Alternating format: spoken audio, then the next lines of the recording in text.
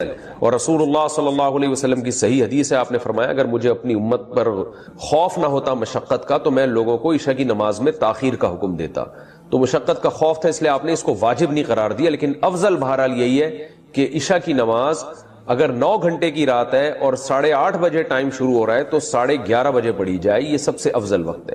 1/3 رات کے بعد پھر تاخیر کرنا یہ غیر افضل ہے، ناپسندیدہ ہے آدھی رات تک. اب آدھی رات کب ہوگی؟ جیسے 8:30 بجے عشاء شروع ہو رہی ہے اور 9 گھنٹے کا ہے تو یہ 4.5 گھنٹے میں آدھی رات ہو جائے گی، یعنی 8:30 9:30 10:30 11:30 12:30 1 بجے تک بھی آپ عشاء کی نماز پڑھ سکتے ہیں، جائز ہے، ثواب کم ہوگا. 1 بجے کے بعد کراہت ہے، یعنی آدھی رات کے بعد عشاء میں تاخیر کرنا مکروہ ہے، ناپسندیدہ ہے. پھر جتنی تاخیر کریں گے اتنی ہی کراہت بڑھتی چلی جائے گی، مکروہ اس میں مکروہ والا عنصر بڑھتا چلا جائے گا. تو اس لیے حتی الامکان آدھی رات سے پہلے عشاء پڑھ لینی چاہیے، اور افضل ہے کہ 1/3 رات تک اس کو مؤخر کیا جائے. لیکن یہ خواتین کے لیے ہے یا ان لوگوں کے لیے ہے جو سفر میں ہو اور جماعت سے نماز نہ پڑھ رہے ہو کسی وجہ سے. اگر آپ محلے میں رہتے ہیں، مسجد میں جماعت سے نماز سے پڑھنا چاہتے ہیں تو پھر جماعت کی نماز کو ترجیح دی جائے گی، اور جماعت کی نماز جلدی ہوتی ہے. ہمارے ہاں 9:15 بجے عشاء کی نماز ہو رہی ہے، حالانکہ اصل وقت تو 11:30 بجے ہے. لیکن وجہ کیا ہے کہ نبی صلی اللہ علیہ وسلم بھی 1/3 رات تک تاخیر اس لیے نہیں کرتے تھے کہ صحابہ پر شاق نہ گزرے. تو اگر مسجدوں میں اتنی دیر سے جماعت کی نمازیں ہونا شروع ہو جائیں گی تو اس بات کا امکان ہے کہ لوگ نماز چھوڑ دیں گے سستی میں. تو نماز کو بچانا اور جماعت سے پڑھنا یہ زیادہ امپورٹنٹ ہے. آپ انفرادی نماز پڑھیں 1/3 رات تک مؤخر کرنے سے، یعنی انفرادی طور پر 1/3 رات تک مؤخر کرنے سے افضل ہے کہ آپ جلدی پڑھ لیں مگر جماعت سے پڑھیں. تو جماعت چھوڑنا بہرحال مسجد کی جائز نہیں ہے. تو مسجدوں میں جس ٹائم پہ نماز ہو رہی ہو آپ نے وہی نماز پڑھنی ہے اسی ٹائم پہ، چاہے وہ جلدی ہو رہی ہو چاہے وہ دیر سے ہو رہی ہو، تاکہ جماعت کی فضیلت نہ چھوٹے آپ سے. جماعت سے نماز پڑھنا چونکہ واجب ہے، نہیں پڑھیں گے گناہگار ہوں گے. اور اگر انفرادی پڑھنی ہو کسی عذر سے تو پھر بہتر یہی ہے، جیسے خواتین تو انفرادی پڑھتی ہیں گھروں کے اندر، تو پھر بہتر یہی ہے کہ 11:30 بجے تک مؤخر کیا جائے. لیکن یہ بھی اس خاتون کے لیے افضل ہے جس میں نیند کا بہت زیادہ غلبہ نہ ہو اور یہ بھی خطرہ نہ ہو کہ اتنی دیر سے سونے میں فجر قضا ہونے کا خطرہ نہ ہو. تو اگر خطرہ ہے، آپ کو یہ ڈر ہے کہ نیند کا غلبہ ہو جائے گا، سستی ہو جائے گی، تو بھائی پھر بہتر یہی ہے کہ وقت داخل ہوتے ہی پڑھ لیا کریں. جیسے ہی وقت داخل ہو پڑھ لیں تاکہ قضا ہونے کا خطرہ ختم ہو جائے. وہ آیتوں میں اللہ نے کیا فرمایا؟ الا المصلین. اللہ فرماتے ہیں کہ جو لوگ ڈپریشن کا شکار ہو جاتے ہیں، جلد بازی میں فیصلے جلد بازی میں کرتے ہیں، ان میں تدبر نہیں ہے، غور و فکر نہیں ہے، تو لیکن کچھ علامتیں اپنے اندر پیدا کر لو تو تمہارے اندر سے جلد بازی، جس جلد بازی کے نتیجے میں ڈپریشن ہوتی ہے، خودکشی کے خیالات آتے ہیں، یعنی زندگی سکون کی گزرے گی تمہاری. اس کے لیے چند کام کرنے پڑیں گے. نمبر 1، نماز کی مکمل پابندی. آپ یقین کر لو جتنا ڈپریشن سے نماز بچاتی ہے نا، کوئی چیز نہیں بچاتی. اسٹریس اور ڈپریشن کی 20 گولیاں ایک طرف، جس کا نماز میں دل لگ گیا نا بس اس کی زندگی مزے کی بن جاتی ہے. اور نماز میں دل نہ لگ رہا ہو نا، کئی رکعتیں پڑھو ہمت کر کے. اصول بنا لو، جس کام میں دل نہیں لگتا نا وہ کام کرنا شروع کر دو، دل لگے گا اور پھر ڈبل لگنا شروع ہو جاتا ہے. میں بہت سی مثالیں دیتا ہوں نا، دوڑا نہیں جاتا چلنا شروع کرو، چلا نہیں جاتا ہلکا ہلکا چلو، اپنے نفس پہ بوجھ ڈالو. دیکھو یہ ٹینشن سے بچنا ایسی چیز ہے جو ٹینشن سے دور بھاگتا ہے نا، ٹینشن اس کے پیچھے آتی ہے، اور جو ٹینشنیں پالتا ہے وہ ہمیشہ ٹینشن فری زندگی گزارتا ہے. وہ ٹینشن ہے جو جائز ٹینشن ہے، جو صحت کے لیے مفید ٹینشن ہے، ان کی بات کر رہا ہوں میں. تو جو لوگ آپ نے دیکھا ہوگا محنتی ہوتے ہیں، سارا دن کام کاج میں مشغول رہتے ہیں، وہ خوش ہوتے ہیں، ہے یا نہیں؟ گھروں میں جو 2 طرح کی خواتین ہوتی ہیں، ایک پھوڑ، نہ کام نہ کاج، کچن گندا پڑا ہوا ہے، واش روم پیمپر بچے کے اتارے یوں پھینک دیے. آپ دیکھنا ان خواتین کی طبیعت میں چڑچڑاپن بہت ہوتا ہے، جھنجھلانا. ذرا سے کوئی نصیحت کرو آگے سے جھنجھلا کے جواب لو. ہر وقت ایسا لگتا ہے وہ توے پہ بیٹھی ہوئی ہے، خود بھی ٹینشن اور دوسرے کو بھی ٹینشن. لیکن آپ نے دیکھا گھروں میں جو خواتین بہت محنتی ہوتی ہیں، بچوں کی کیئر، شوہر کی مرضی کا خیال، گھر کو صاف ستھرا رکھنا ہر وقت، وہ خوش ہوتی ہیں. مردوں میں بھی ایسا ہی ہے. جتنے لڑکے آپ کے پوستی ہیں گھر کے اندر پڑے ہوئے کچھ نہیں کر رہے، ایسا لگے گا جیسے وہ توے پہ بیٹھے ہوئے ہیں. باپ کوئی نصیحت کرتا ہے ایک دم کیا ہو جاتے ہیں، وہ ہائپر ہو جاتے ہیں. آپ لوگوں نے خود بھی نوٹ کی ہے نا یہ بات. وجہ کیا ہے کہ جو آدمی کام کاج کی ٹینشن نہیں لیتا نا، تو اللہ اس کو اسٹریس میں ڈال دیتے ہیں. جو محنت کے کام نہیں کرتا اسٹریس میں ڈال دیتے ہیں اس کو, ہر وقت ٹینشن ہے, چڑچڑاپن پیدا ہوتا ہے. اور جو محنتی ہوتے ہیں صبح اٹھے ٹھک ٹھک ٹھک اپنے کام نمٹائے. میں اپنا بتا دوں, جس دن میں کوئی ٹاسک پوری کرتا ہوں کہ مجھے خیال ہوتا ہے آج میں نے یہ کام نمٹانا ہے, تو وہ نمٹا دیتا ہوں. خدا کی قسم ایسا سکون ملتا ہے نا کہ بیان نہیں کیا جا سکتا. وہ آپ بھی کر کے دیکھ لو. آپ ایک اسکیجول بناؤ کہ آج دن میں میں نے یہ سارے کام کرنے اور مغرب تک میں ان کاموں سے فارغ ہو جاؤں گا. دیکھو آپ کام کرنے کے بعد جب فراغت ہوگی آپ کو ایسا سکون ملے گا کہ آپ کو سکون کے لیے کسی ٹیبلٹ کی ضرورت نہیں رہے گی. تو آج کل ڈپریشن اور اسٹریس کی جو بیماریاں پھیل رہی ہیں اس کی ایک بہت بڑی وجہ بیکاری. بس ہر آدمی چاہتا ہے میں لائف کو انجوائے کروں, یوں کر کے بیٹھا رہوں, انجوائے کروں, پھر ٹک ٹاک دیکھتا رہے گا اور گھماتا رہے گا, دیکھ یہ والا دیکھ لیا, یہ والا دیکھ لیا. ہوتے لاشعوری طور پر وہ آپ کے دماغ کو اندر سے ڈیمیج کر رہا ہے, آپ کو پتا بھی نہیں ہوتا. اس میں سیاسی خبریں آ رہی ہیں, کوئی دوسرے کو گالی, وہ اس کو گالی, وہ فلانا ایسا, وہ ڈمکانا ایسا, کارٹون بنا کے سیاسی لیڈروں کے مذاق. آپ کو پتا نہیں ہوتا کہ یہ چیز آہستہ آہستہ آپ کے دماغ کو کیا کر رہی ہے, ہلکا ہلکا ڈیمیج. تو نماز انسان کے نا کا شیڈول بنا دیتی ہے. ہم نے جتنے بڑے لوگوں کو دیکھا ہے وہ کیا کر رہے ہوتے ہیں, وہ اپنے ٹائمنگ کیسے فکس کرتے ہیں. کافر کیسے کرتے ہیں, 8 بجے یہ کرنا ہے, 9 بجے یہ, 10 بجے یہ, شام 4 بجے یہ. نمازی کیا کرتا ہے, فجر کے بعد کی یہ روٹین, فجر سے پہلے کی یہ روٹین, ظہر کے بعد کی, بولو نا یار, یہ روٹین, عصر کے بعد کی یہ روٹین, عصر سے پہلے کی یہ روٹین, مغرب کے بعد کی. اور یہ جو نمازوں کے ٹائم ہے نا, کمال کی بات پتہ ہے کیا ہے, یہ نیچرل ہے, گھڑی نیچرل نہیں ہے. نہیں آئی بات. سورج جب نکلتا اور غروب ہوتا ہے نا تو فطری طور پر انسان کی باڈی کے اندر تبدیلیاں آ رہی ہوتی ہیں, فطری طور پر. تو اسلام چونکہ دین فطرت ہے نا, تو اس نے اوقات بھی کیسے رکھے ہیں, نیچر کے حساب سے رکھے ہیں. تو نمازوں کے حساب سے اپنے آپ کو فٹ کرو گے زیادہ سکون رہے گا, کیونکہ دن کی روشنی میں انسان کا مزاج الگ طریقے سے کام کر رہا ہوتا ہے, رات کے اندھیرے میں الگ طریقے سے ہوتا ہے. تو اللہ نے کیا فرمایا کہ الا المصلین الذین هم علی صلاتهم دائمون, یہ لوگ نمازوں میں پابندی کرتے ہیں. تو آج سے عزم کرو کسی قیمت پہ بھی نماز انشاءاللہ ضائع نہیں کریں گے. اور سب سے زیادہ سکون اللہ نے فجر کی نماز میں رکھا ہے. تھوڑی سی ٹینشن ہے بھائی, اٹھا لو, لیکن پڑھ کے جب سلام پھیرو گے نا آپ کو لگے گا یار آج تو ہٹو بچو ہو گیا ہے. ہمارے ایک دوست تھے, نمازی تھے لیکن اڑاتے بھی بہت تھے نمازیں نا. اب وہ بہت پرانی بات ہے, 15-20 سال پرانی بات, بالکل ینگ تھے, تو نائٹ فال بھی ہو جاتا ہے جوان آدمی کو. ایک دن کیا ہوا, میں نے ان کو بولا بھائی آپ کو سفر میں حضر میں کہیں بھی ہونا, آپ نے غسل کر کے نماز پڑھنی ہے. وہ جاب کرتے تھے کسی کمپنی میں, انہوں نے کہا یار ادھر کہاں میں رات کو سوؤں اور نائٹ فال ہو جائے, کون غسل کرے گا, کیا ہے بھائی بڑی ٹینشن ہے یار. میں نے کہا یہ عزم کر لو کچھ بھی ہو آپ نے غسل کر کے نماز بولو پڑھنا, کچھ بھی ہو جائے. پانی کا انتظام کیسے کرنا یہ آپ کا ہیڈک ہے, کرنا ہے. تو اللہ انہیں جزائے خیر دے, انہوں نے ہماری وصیت پر عمل کیا. ایک دن پھر انہوں نے بتایا کہ سردیاں تھیں, غسل فرض ہو گیا, صبح پریشان ہوں, کہاں سے پانی لے کر آیا, کہیں جنگل منگل میں ہو گیا, کوئی پروجیکٹ ہوتا ہے نا, پانی لایا اور پھر کس طریقے سے میں نے بڑی ٹینشن میں سردی میں غسل کیا. کہتے ہیں خدا کی قسم اس کے بعد جو نماز پڑھی ہے, ان کے الفاظ ہیں, اتنا لطف اور اتنا مزہ آیا کہ اب میں آگے کہہ رہا ہوں ہٹو بچوں ہو گیا. یہ ہٹو بچوں ان کے نہیں تھے, یہ میرے الفاظ. اتنا مزہ آیا. تو انسان ٹینشن اٹھا کے جو کام کرتا ہے لطف اور مزہ بولو اسی میں ہے. چھٹی والے دن جب مزہ آتا ہے جب ورکنگ ڈیز کے بعد چھٹی آئے. روزانہ ہی اگر چھٹیاں ہوں تو مزہ آئے گا. ابے دیکھو سنڈے کو لوگوں کی چھٹی ہوتی ہے, ہم لوگ مدرسے میں تو جمعے کو ہوتی ہے. سنڈے کی چھٹی کا مزہ جب ہے جب منڈے کی چھٹی نہ ہو, اور ٹیوزڈے کی بھی نہ ہو, وینسڈے کی بھی نہ ہو, تھرسڈے کی بھی نہ ہو, فرائیڈے کی بھی نہ ہو, تب جا کے سنڈے کی چھٹی کا مزہ آتا ہے. لیکن اگر ہر دن سنڈے ہے تو پھر کوئی بھی دن سنڈے نہیں ہے. نہیں آئی نا, یہی تو مسئلہ ہے. تو کچھ کرنے کے بعد جب چھٹی ہوتی ہے تو مزہ ہوتا ہے. چھٹی چل رہی ہے پاگل ہو جائے گا آدمی.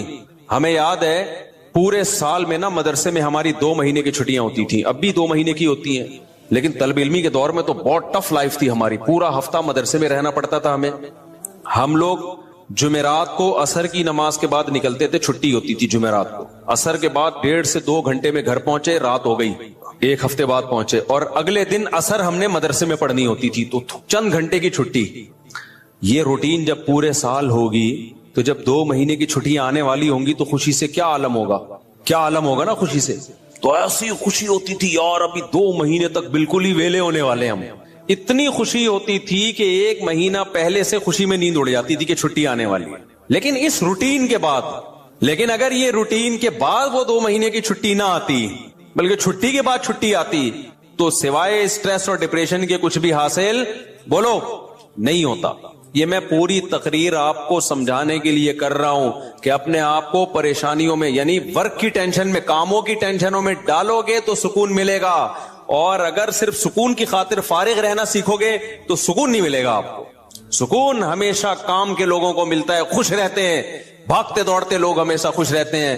اور جو پڑے ہوئے ادھر گٹر کے ڈھکن پہ بیٹھ گئے گپے مارنا شروع کر دی جیسے کراچی کے لونڈے لپاڑے کرتے ہیں، یہی ہو رہا ہے. بیٹھے تو اٹھ ہی نہیں رہے، نہ نماز کے ٹائم پہ اٹھ کے جا رہے ہیں، کچھ بھی نہیں، بیٹھے آپ کیا کر رہے ہیں، پان سے ایک پیک نکال کے ادھر پھینکی، پھر اٹھ کے گھر گیا، وہاں تھوڑی سی ابا سے صلواتیں سنی، سو رہا ہے تو پھر ٹک ٹاک پہ لگ گیا، لگے پوری رات گزر گئی، پھر اپنی مرضی سے سو گیا، پھر اٹھ گیا، پھر جب سوتے سوتے تھک گیا تو اٹھ گیا، تھک گیا تو کیا ہو گیا، اڑ گیا. اب کیا کریں، وہی کریں جو کل کیا تھا، دوبارہ سے اسی ڈھکن پہ جا کے بیٹھو. ہو سکتا ہے 2-4 بیوقوف ابھی بھی وہیں بیٹھے ہوئے ہوں، پھر دوبارہ ڈھکن پہ جا کے. گٹر کے ڈھکن تو جو چوری ہونے سے بچ گئے ہیں نا وہ یہی والے ڈھکن ہیں جن پہ لوگ آ کے بیٹھتے ہیں، باقی تو سارے چوری ہو گئے. اب حضرت مفتی تقی عثمانی صاحب کی عمر ماشاءاللہ کافی ہو گئی ہے، لیکن صحت عمر کے لحاظ سے بہت اچھی، حالانکہ اتنی بزی اور اتنی ٹف لائف گزاری ہے انہوں نے. 8 گھنٹے مطالعہ کا معمول رہا ہے ایک دور میں، لیکن ہم جب بھی حضرت سے ملتے ہیں حضرت خوش طبع ہیں. تو حضرت بہت خوش مزاج ہیں، حالانکہ اتنا مصروف آدمی تو دیکھنے میں لگتا ہے خوش مزاج ہو ہی نہیں سکتا. جتنے میں نے دیکھے نا مصروف، میرے شیخ حضرت مفتی رشید احمد صاحب بہت بزی رہتے تھے. حضرت تو اتنے بزی تھے، حضرت فرماتے تھے کہ اپنی زندگی کا شیڈول ایسا بنانا چاہیے کہ ایک بوتل میں پانی بھرا ہوا ہے، بوتل میں کیا ہے، پانی بھرا ہوا، اور ڈھکن لگا دیا آپ نے. اب اس میں ایک قطرہ پانی جب جائے گا جب پرانا ایک قطرہ نکلے گا. بات سمجھ میں آ رہی ہے؟ ایک قطرے کی بھی جگہ نہیں ہے، ایک قطرہ جب اس میں جائے گا جب ایک قطرہ پہلے سے اس میں نکالا جائے گا. تو فرمایا اگر یہ قطرہ زیادہ قیمتی ہے تو پرانے قطرے کو نکالو، اس قطرے کو ڈالو. یہ قطرہ پرانے قطرے سے زیادہ قیمتی نہیں ہے تو اسی کو رہنے دو، لیکن ہوگا ریپلیس ہی ہوگا، نیا آئے گا پرانا نکلے گا. تو فرماتے تھے کہ اپنے زندگی، اپنے جو 24 گھنٹے کے اوقات کو اس طرح سے بوتل میں پانی کی طرح بھر دو کہ اب آپ کوئی اگر کام کرنا چاہتے ہو تو پرانا کوئی کام ڈسٹرب ہوگا تو پھر نیا کام ہوگا. نہیں آئی بات میرا خیال. جیسے ابھی جو روٹین چل رہی ہے نا پبلک کی، وہی کیا چل رہی ہے، کوئی بھی نیا کام کرنا چاہیں تو کر سکتے ہیں کیونکہ پرانا کوئی کام کوئی کر ہی نہیں رہے. 10 کام مزید شروع کر سکتے ہیں کیونکہ فارغ ہی فارغ ہیں. جبکہ ہمارے حضرت کا کیا تھا کہ حضرت نے اگر کوئی نیا کام کرنا ہے نا، کوئی بھی، جیسے کسی کتاب کا مطالعہ کرنا ہے تو پہلے سے جو کام ہو رہا ہے نا اس کا ناغہ کرنا پڑے گا. تو پھر اس میں کمپیئر کیا جائے گا کہ پرانا کام زیادہ قیمتی ہے یا نیا کام. یعنی کاموں کا حرج تو ہوگا کیونکہ 24 گھنٹے مصروف ہیں تو کام کا حرج تو ہوگا، لہذا نئے کام کے لیے ٹائم نہیں ہے. نیا کام اس میں جب داخل ہوگا جب نیا پرانے سے بھی زیادہ امپورٹنٹ ہوگا. مثال کے طور پر 24 گھنٹے آپ کا ایک اسکیجول ہے، ایک شیڈول ہے. اب نیا کام کیا ہے، آپ کی بچی بیمار ہے، ایمرجنسی میں ہاسپٹل لے کے جانا ہے، لیکن آپ کا وہ مطالعے کا ٹائم ہے یا ورزش کا ٹائم ہے یا اور کوئی بزی یا جاب کا ٹائم ہے. تو اب آپ کیا کرو گے بھائی، نقصان تو ہوگا، آفس کا ناغہ تو ہوگا، لیکن اب یہ کام ان تمام کاموں سے زیادہ اہم. بچی کی جان تو بچانی ہے نا، یا اپنی جان ہو یا بچی کی جان ہو. تو اس طرح سے ہونا چاہیے. آپ کہہ سکتے ہیں لو بھائی یہ تو زندگی کا مزہ ہی کرکرا ہو جائے گا، 24 گھنٹے اپنے آپ کو ایسا بزی بنا کے رکھو، یہ تو انسان نہیں، یہ تو گدھا ہو گیا نا. میں سمجھا پا رہا ہوں اپنی بات جو میں بیان کر رہا ہوں، مجھے لگ رہا ہے آپ کے چہروں سے ایسا لگ رہا ہے کہ شاید میں سمجھا نہیں پا رہا. بھائی آپ کہیں گے کہ ہمیں اپنے آپ کو خوش رہنے کے لیے، شریعت پہ چلنے کے لیے 24 گھنٹے ہمیں اپنے آپ کو کیا رکھنا ہے، بزی رکھنا ہے. تو یہ تو انسان نہیں، یہ کیا ہو گیا بھائی، گدھا. تو گٹر کا ڈھکن کہاں گیا اس میں، تو زندگی کا مزہ ہی کرکرے ہو گئے. تو دیکھو 24 گھنٹے بزی رکھنے کا مطلب یہ نہیں ہے کہ مطالعے میں، پڑھائی میں اور ہر وقت ایسے کاموں میں جس سے تھکاوٹ ہی ہو، بلکہ اس میں تفریح بھی، وہ بھی ضروری کاموں میں داخل ہے.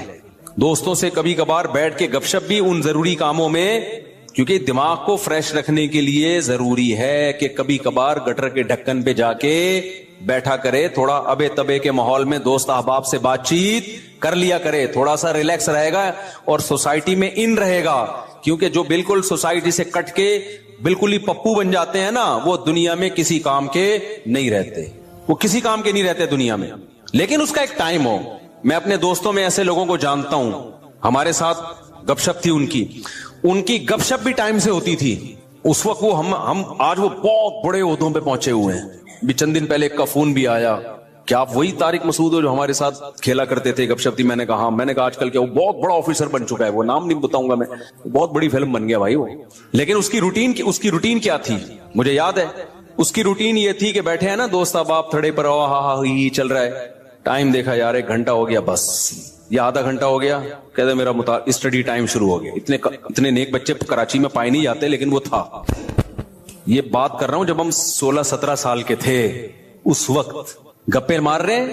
ایسے بھی نہیں ہے کہ گپ شپ ہی نہ ہو دوستوں کے ساتھ, یہ بھی نہیں ہے. اور یہ بھی نہیں ہے کہ بیٹھے ہیں تو بیٹھے ہی ہیں, نہ. اس نے ٹائم ایک بنایا ہوا تھا, گھر کا ماحول ایسا تھا نا. تو اب آ کے بیٹھے ابھی گپ شپ شروع کر دی, اور بھائی ہاں ہی باتیں, کرکٹ ہم ساتھ کھیلا کرتے تھے, کرکٹ کی باتیں چل رہی ہیں, گپ شپ ہو رہی ہے. یار میرا اسٹڈی ٹائم شروع ہو رہا ہے, میں جا رہا ہوں. ہم کہتے تھے یار عجیب انسان ہے بھائی, اتنا نیک آدمی. تو یہ ہے کہ یہ نہیں کہ آپ نے دوستوں کی محفلیں بالکل چھوڑ دی, گپ شپ بالکل چھوڑ دی, کھیل کود بالکل چھوڑ دیا, لیکن اس کو بھی اپنے شیڈول کا حصہ بنانا ہے. اس کو بھی جتنا ٹائم بنتا ہے اتنا دینا ہے. اب ہو یہ رہا ہے کہ کوئی پلاننگ نہیں ہے, کوئی روٹین نہیں ہے, تو ہم اپنی زندگی اپنی مرضی سے نہیں چلا رہے, ہمیں کوئی اور چلا رہا ہے. اور پتہ ہے کون ہے؟ اس کو پیار سے شیطان کہا جاتا ہے. ہمیں کون چلا رہا ہے؟ شیطان بتاتا ہے اب اٹھ جا, کیونکہ سو کے اب تو تھک گیا ہے. تو ہم کہتے ہیں چلو بھائی اب اٹھ جاتے ہیں. شیطان بتاتا ہے کہ دوبارہ سو جا. اتوار کو لوگ کیا کرتے ہیں چھٹی والے دن, 12 بجے سو کے اٹھیں گے, اس کے بعد حلوہ پوری وہ نہیں رش ہوتا, اتنا بھاری بھرکم ناشتہ کریں گے کہ آدھے گھنٹے بعد دوبارہ سے غنودگی شروع. لہذا دوبارہ شیطان کیا کہتا ہے, اب دوبارہ کیا بنتا ہے؟ سونا بنتا ہے. دوبارہ سو گئے تو سارا دن سوئے, ساری رات سوئے. تو میرے بھائی خوش رہنا چاہتے ہو نا, تو اپنی روٹین بناؤ اور روٹین کو اپنے تابع رکھو. تو اب میں آپ کو چند ایک مثالیں دیتا ہوں ڈاکٹروں کی, جس سے آپ کو پتا چلے گا کہ بھائی ہم کس چیز سے دل لگا رہے ہیں, کتنے بڑے بیوقوف ہیں ہم لوگ, کانسیپٹ ہی کلیئر نہیں ہے ہمارے. تو ڈاکٹروں کی مثالیں اس لیے دے رہا ہوں کہ قرآن و سنت کی مثالیں تو سنتے رہتے ہیں نا, ان پہ تو یقین نہیں آتا, اس میں ڈاکٹروں کی مثالیں دے رہا ہوں. تو ہارٹ اسپیشلسٹ ڈاکٹر ایک نہیں کئی ڈاکٹروں سے پوچھا ہے, کہتے ہیں بھائی بغیر کسی وجہ کے بھی ہارٹ اٹیک ہو سکتا ہے, بیٹھے بیٹھے ٹین, کوئی وجہ نہیں ہے, ایکسرسائز بھی کر رہے ہو, جم بھی جا رہے ہو, ساری صحت مند خوراکیں, پھر بھی مر سکتا ہے. لیکن چانس کم ہوتا ہے, مگر ہوتا ہے, ختم نہیں ہوتا چانس. دوسرا بڑی بیماری کیا ہے؟ شوگر ہے کہ نہیں ہے؟ شوگر سے بھی لوگ مرتے ہیں, گردے بیٹھ جاتے ہیں, بینائی چلی جاتی ہے, دماغ خراب ہو جاتا ہے, پتہ نہیں کیا کیا ہوتا ہے. شوگر تو ہر جگہ جا کے اٹیک کرتی ہے. گردے گئے تو ڈائلسس پہ آ گئے, ڈاکٹر خود بتا دیتے ہیں اتنے دن تک آپ کی زندگی ہے. اب شوگر کے لیے کتنے سارے شوگر اسپیشلسٹ جو ہے نا بڑے بڑے, ان سے میں نے رابطے کیے. میں نے کہا شوگر سے کیسے بچا جا سکتا ہے؟ انہوں نے کہا ویٹ نہیں بڑھنے دو, یہ کرو, وہی جو صحت مند خوراکیں اور بادام پستے اور اخروٹ اور آرگینک چیزیں, سارے ڈاکٹر یہی بتاتے ہیں بھاگو دوڑو ایکسرسائز کرو. ڈاکٹر صاحب کیا یہ سارے کام کرنے کے بعد گارنٹی ہے شوگر نہیں ہوگی؟ شوگر کے اسپیشلسٹ بولے گا گارنٹی میرے بھائی, بولو نا نہیں ہے. ابے پھر کیا, میں وہ واقعہ بتاتا ہوں لیکن ابھی نہیں بتاؤں گا وہ واقعہ. پھر بھی گارنٹی نہیں ہے, وجہ کیا ہے بھائی؟ نہیں بھائی کچھ پتا نہیں ہوتا کسی بھی چیز, موروثی ہوتی ہے, آپ کے باپ دادا نانا پردادا میں کسی کو ہوئی ہوگی, آپ کو ہو گئی. گارنٹی ڈاکٹر کسی چیز کی نہیں لیتا. گارنٹی فریج کی لی جا سکتی ہے, گاڑی کی لی جا سکتی ہے, بہت ساری چیزوں کی. انسان کی جو باڈی ہے اس کی گارنٹی ہے ہی نہیں. امکان ہوتا ہے کہ یہ جلدی نہیں مرے گا, یہ جلدی مر جائے گا, امکان کی حد تک, اس سے زیادہ کچھ بھی نہیں ہے. آگے چلتے ہیں ہم کینسر کے اسپیشلسٹ, کتنے لوگوں کو کینسر ہوتا ہے نا. کینسر کے اسپیشلسٹ سے میری کئی دفعہ ملاقات ہوئی, اور وہ اسپیشلسٹ بھی معمولی اسپیشلسٹ نہیں ہے, جو کینسر کے اسپیشلسٹ کو پڑھاتے ہیں, یعنی اسپیشلائزیشن کرواتے ہیں کینسر میں. اور یورپ کے ایک دفعہ ملاقات کے لیے آئے, میں نے کہا ڈاکٹر صاحب آپ جو مجھ سے پوچھنے کے لیے آئے وہ بعد میں پوچھنا, پہلے میں آپ سے کچھ چیزیں پوچھنا چاہتا ہوں. کینسر سے بچنے کے لیے کیا کرنا چاہیے؟ یہ میں صحت پہ آپ کو رپورٹیں پیش نہیں کر رہا, آپ کہ مفتی صاحب کیا شوگر کینسر, اور یہ تو ڈاکٹروں کا کام ہے بھائی, یہ ڈاکٹروں سے پوچھو.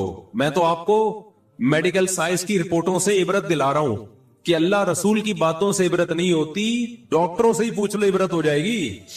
یہ دنیا دل لگانے کی جگہ بولو نہیں ہے, یہ 4 شادیوں کی جگہ ہے بس, تاکہ دل لگے ہی نہیں یہاں پہ. یہ 4 شادیوں سے بھی مسافر خانے کا احساس پیدا ہوتا ہے. پتہ ہے آپ لوگ سمجھتے ہیں 4 شادیاں یہ دنیا کی محبت کی علامت ہے. حقیقت ہے دنیا کے مسافر خانہ سمجھنے کی علامت ہے. 4 شادیوں والے کا کوئی گھر ہوتا ہی نہیں ہے. ایک دن یہاں تو دوسرے دن وہاں، پھر تیسرے دن وہاں، چوتھے دن وہاں. ایک صاحب نے مجھ سے کہا نا، میں نے وہ بڑا لطیفہ ہٹ ہوا تھا. میری 2 گھر والے تھے تو میں ایک گلشن اقبال میں، ایک ہاکسپیر روڈ کی طرف، کتنا فاصلہ تھا نا. تو ایک اسٹیٹ ایجنٹ تھے میرے دوست، میں ایک دن یہاں تو دوسرے دن بس میں بیٹھ کے جاتا تھا. میں ہاکسپیر کتنا دور، 1.5 گھنٹہ لگتا تھا. انہوں نے کہا مجھے آپ پہ بہت ترس آتا ہے. ایک دن یہاں، اگلے دن وہ ادھر. کہتے ہیں نا دھوبی کا کتا نہ گھر کا نہ گھاٹ کا، کوئی ٹھکانا ہی نہیں ہے. میں نے کہا ترس مجھے آپ پہ آتا ہے. ایک دن وہاں، دوسرے دن بھی وہاں، تیسرے دن بھی وہاں. 10 سال ہو گئے وہاں، 15 سال ہو گئے وہاں. ہم نے کہا ہم تو ایک دن یہاں تو دوسرے دن کہاں ہے وہاں ہے. پھر میں نے ان کو بتایا کہ دنیا مسافر خانہ ہے، اس میں مسلمان کا کوئی ٹھکانا نہیں. یہ گھر ور کی محبتیں چارپائیوں سے، پلنگوں سے، دیواروں سے، یہ ان لوگوں کا کام ہے بھائی جو دنیا سے محبت کرتے ہیں. ہمارا تو کوئی پلنگ ہی نہیں ہے. کوئی پتہ نہیں ہوتا آج کہاں سونا ہے. ہمیں رپورٹ آ جاتی ہے آج فلاں جگہ کی باری ہے، چل بھائی. مسلمان کا کوئی گھر در و دیوار اینٹیں بولو نہیں ہوتی. اینٹوں سے محبت، پلنگوں سے محبت، بستروں سے محبت، یہ ان لوگوں کا کام نہیں ہے جو دنیا کو مسافر خانہ سمجھتے. آپ کو پتا ہے 2 پیغمبروں نے اپنی قوم کو یہ نصیحت کی تھی. صالح علیہ السلام نے بھی، ہود علیہ السلام نے بھی. ہود علیہ السلام نے کیا فرمایا؟ وَتَتَّخِذُونَ مَصَانِعَ لَعَلَّكُمْ تَخْلُدُونَ. تم ایسے گھر بناتے ہو جیسے تم نے ہمیشہ رہنا ہے اس میں. حالانکہ اپنے پیسوں سے گھر بنا رہے تھے، کوئی رشوت کے پیسوں سے نہیں بنا رہے تھے. سوال پیدا ہوتا ہے بھائی جب اپنے پیسوں سے، حلال کے پیسوں سے گھر بنا رہے ہیں تو پیغمبر کو اس پہ اعتراض کیوں ہے؟ کیا گھر نہ بنائے؟ اب پھر یہاں سے میرا آپ کا اختلاف کیا ہو گیا شروع. اختلافی مسائل چھڑ دیتے ہیں مفتی صاحب. جب میں نے، میرا یہ کلپ چلتا ہے نا ذاتی گھر کوئی اتنی بڑی کوئی ضرورت نہیں ہے، تو لوگ پھر بہت اعتراض کرتے ہیں. میں نے گھر بنانے سے منع نہیں کیا بھائی، بار بار کہتا ہوں اگر بہت آمدن ہے تو بناؤ، زیادہ آمدن نہیں ہے تو مت بناؤ. کھانے پینے پہ زور لگاؤ پھر زیادہ. بہت اللہ نے دے دیا پیسہ تو ٹھیک ہے بنا لو، اور وہ بھی اتنا بڑا، اتنا بنگلہ، اتنا خوبصورت. یہ بے وقوفوں کے کام ہے. تو میں آپ کو گنہگار نہیں سمجھتا زیادہ مضبوط گھر بنانے پر، بے وقوف اور احمق سمجھتا ہوں. یعنی ٹانگیں قبر میں لٹکی ہوئی ہیں، پتہ ہے 10-20 سال کے بعد مر جانا ہے، اور اربوں روپے پھونک دیے بنگلہ بنانے پر، تو بے وقوف نہیں تو اور کسے بے وقوف کہتے ہیں میرے بھائی؟ شوگر کا اسپیشلسٹ کہہ رہا ہے کوئی شوگر کی گارنٹی نہیں ہے، کینسر کا اسپیشلسٹ کہہ رہا ہے کینسر کی گارنٹی نہیں، ہارٹ ڈیزیز کے کبھی بھی مر سکتا ہے. پھر اربوں روپے پھونک دیے کس میں؟ سریے اور دیواروں میں. اٹ از کالڈ حماقت. اس کو کیا بولتے ہیں؟ کسی بھی عقل مند سے پوچھو گے بولے گا بھائی یہ بے وقوفی ہی ہے. تو ہود علیہ السلام نے قوم سے کیا فرمایا؟ تتخذون مصانع لعلکم تخلدون. اپنے پیسوں سے، حلال کے پیسوں سے بنا رہے ہو، گھر بنا رہے ہو. گھر بنانے پہ ہمیں اعتراض نہیں ہے، اتنے مضبوط بناتے ہو جیسے تم نے ہمیشہ رہنا ہے یہاں پہ. حالانکہ اس قوم کی عمریں ہماری عمروں سے بہت زیادہ تھیں. ان کی ہڈیوں میں کیلشیم ہماری ہڈیوں میں کیلشیم سے زیادہ تھا. ان کی ہڈیوں میں سریا، بحریہ ٹاؤن میں بننے والے بنگلے کی بنیادوں میں سریے سے زیادہ تھا. اس کے باوجود پیغمبر ان سے کہہ رہے ہیں تم ایسے گھر بناتے ہو جیسے تم نے یہاں سے نکلنا ہے ہی نہیں. مسافر خانہ ہے بھائی، اتنا لفٹ کراؤ اس دنیا کو جتنا یہاں رہنا ہے. صالح علیہ السلام نے بھی قوم سے یہی کہا. صالح علیہ السلام نے کیا فرمایا؟ وَتَنْحِتُونَ مِنَ الْجِبَالِ بُيُوتًا فَارِهِينَ. چٹانوں کو تراشتے ہو اور اندر بنگلے کھڑے کر دیتے ہو. کتنی محنت لگتی ہے چٹانوں کو تراش کے بنگلہ بنانے میں بھائی، عمریں بیت جاتی ہوں گی تو، اور صدیوں تک وہ پھر وہ گھر ابھی بھی نشانات ہیں. میں ترکی گیا ہوں نا، ترکی کے بارڈر پہ، وہاں آپ دیکھیں گے غاروں کے اندر پورے محل بنے ہوئے ہیں. اگر ان کو پتا ہوتا نا کہ یہ ولاگنگ کے کام آئیں گے ہمارے محل ہمارے مرنے کے بعد، تو شاید وہ اتنی محنت نہ کرتے. وہ کہتے ہیں ہم تو اپنے لیے بنا رہے ہیں. 50 سال لگ جاتے ہوں گے اس محل کو تیار کرنے میں. زندگی میں کتنے سال رہ جاتے؟ 20-30 سال رہ جاتے تھے. کہتے ہیں بچوں کے لیے بنا رہے ہیں، تو بچوں کے لیے آپ پراپرٹی لے کے ڈال دو اگر اللہ نے بہت پیسہ دیا، یا گھر لے کے ڈال دو. لیکن یہ ذہن میں رکھو کہ جب یہ بڑے ہوں گے نا، یہ یہاں رہیں گے نہیں. اگر بچے ماں باپ کے گھر میں رہتے نا، تو ہم سب آدم علیہ السلام اور اما ہوا کے گھر میں رہ رہے ہوتے ابھی. کیا خیال ہے بھائی؟ نہیں یاری بات میرا خیال ہے اوپر سے گزرنا شروع ہو گئی. آدم علیہ السلام نے بھی سوچا ہوگا گھر بناؤ اپنے بچوں کے لیے، سارے یہاں پھر ہوتے نہ بچے جیسے جیسے بڑے ہوئے مارکیٹ سے شارٹ ہوتے گئے. میرے والد صاحب نے گھر بنایا ہمارے لیے، ہم تو نہیں رہ رہے بھائی. اس میں کون رہتا ہے بھائی؟ سب کی جاب ہوتی ہے، کوئی کہاں چلا جاتا ہے، کوئی کدھر چلا جاتا ہے. تو اتنی ٹینشن نہ لو. بچہ کے لیے اللہ نے وسائل دیے تو چھوڑ کے جاؤ، لیکن یہ ذہن میں رکھو بچہ 2 ہاتھ اور 2 پاؤں لے کے آتا ہے. اللہ نے کچھ اس کو بھی کہا ہے کہ تو بھی کچھ ہاتھ پاؤں مارے گا، لہذا بچوں کی زیادہ ٹینشن لے کے وقت سے پہلے قبر میں مت جاؤ، توکل کرو، اللہ پہ اعتماد کرو. یہ 2 ہاتھ اور 2 عدد پاؤں لے کے آیا ہے، بغیر ہاتھ پاؤں کے نہیں آ گیا. یہ 2 ہاتھ اور 2 پاؤں اللہ نے پیٹ ایک دیا ہے، اور 2 ہاتھ میں 10 پیٹوں کو بھرنے کی صلاحیت دی ہے. سمجھتے ہو؟ یہ کما زیادہ سکتا ہے، جتنا کھائے گا اس سے 10 آدمیوں کا زیادہ کمائے گا. یہ تو بچوں میں اسکلز پیدا کرنے کی کوشش کرو، زیادہ پیسہ انویسٹ کرنے کی کوشش نہ کرو. اور میں نے دیکھا ہے جن لوگوں نے بچوں کے لیے بڑی بڑی جائیدادیں چھوڑ کر گئے ہیں، بچوں میں کوئی اسکلز تو تھی نہیں، کمانے کا کوئی طریقہ تو آتا نہیں تھا، وہ سارے کروڑ روپے بچے برباد کر کے پھر زیرو کے بیٹھ جاتے ہیں. اس لیے بچوں میں کوئی قابلیت پیدا کرو، اس کو زیادہ فوکس کرو. آپ دولت جمع کرنے کو زیادہ کیا کر رہے ہو؟ فوکس کر رہے ہو. اور بچہ بالغ ہو جائے نا، پڑھائی سے زیادہ کاروبار کی فکر کرو اس کی. پڑھائی میں آج کل کچھ نہیں رکھا ہوا. پڑھانا ہے تو گھر میں ہوم اسکولنگ میں پڑھاؤ. کچھ یہ الگ سے ٹاپک ہے، اس پہ تو بہت کچھ بولنے کا ہے ابھی. تو مسلمان تو ہمیشہ تجارت کیا کرتے تھے بھائی. جو تجارت میں نہیں چل رہا اس کو بولو تو کماؤ پوت بنے گا، ٹھیک ہے، تو جاب کرے گا جا کے. اصل تو مسلمانوں کا کام کیا ہے؟ بولو نا، بزنس ہے. صحابہ نے سب نے تجارتیں کی. یہ تو انگریز کے آنے سے پہلے ہم تو سارے باپ دادے بزنس کرتے تھے، زمینداری اور بزنس. یہ تو انگریز کو دفتروں کے لیے ملازم چاہیے تھے، ہم لوگوں کو اس نے بوٹ پالش پہ اور کلر بنا کے بٹھا دیا. اور اگر جاب کرنی ہے تو وہ جاب کرو جس کا کوئی ویژن ہو، یعنی کسی ادارے جس کا کوئی بڑا ویژن ہو، اس ادارے میں جاب کرو تاکہ آپ کی اس جاب سے انسانیت کو فائدہ ہو. مثال کے طور پر آپ گٹکا کمپنی میں جاب کر رہے ہو تو اس کا کیا فائدہ ہے یار؟ پیپسی میں جاب کر رہے ہو، اس کا کیا فائدہ؟ لوگوں کو پیپسی پلا کے کیا ملے گا آپ کو؟ ٹیچر بن جاؤ کسی یونیورسٹی میں، اس میں آپ لوگوں کو کیا کر سکتے ہو؟ گائیڈ. آپ کسی مدرسے میں استاذ بن جاؤ، وہاں آپ کیا کرو گے؟ لوگوں کو دین سکھاؤ گے. اس طرح کی جو جاب ہے، فوج میں چلے جاؤ اس نیت سے کہ بارڈر کی حفاظت کروں گا. اس طرح کی جو جابس ہیں وہ تو مسلمان کو کرنی چاہیے.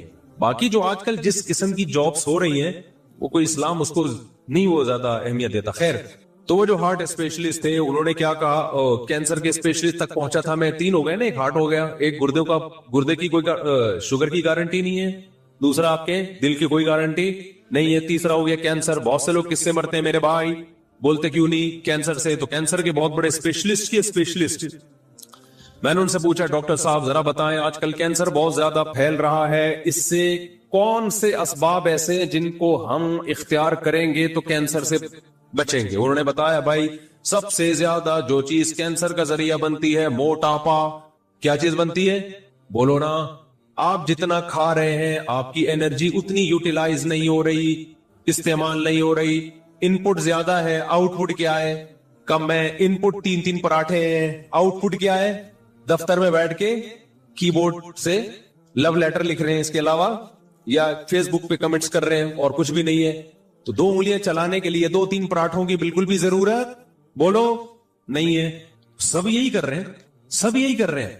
ہو سکتا ہے میں کوئی ایسا نہیں ہو کہ میں کوئی آپ سمجھ رہے کہ وہ پتہ نہیں شاید 2 نوالے صبح کھجور کے چکھ لیتے ہوں گے. ہم سب اس بیماری میں مبتلا ہیں. ہماری محنت کم ہے اور خوراکیں کیا ہے؟ بہت زیادہ. تو میں نے کہا ڈاکٹر صاحب پھر کیا کرنا چاہیے؟ انہوں نے کہا وزن نہیں بڑھنے دو میرے بھائی، خاص طور پہ 40 سال کے بعد کسی قیمت پہ وزن بولو نہیں بڑھنے دو. میٹھا کیا کرو میرے بھائی؟ 40 سال کے بعد خاص طور پہ جو چینی ہے اس کو کیا کر دو؟ چھوڑ دو. اچھا میں نے کہا بھائی سگریٹ، اور ہاں میں نے کہا اور کیا؟ انہوں نے کہا گٹکے سے منہ کا کینسر، گلے کا کینسر، تمباکو سے. میں نے تو اپنی خود زندگی میں اتنے کینسر کے گٹکے والے دیکھ لیے.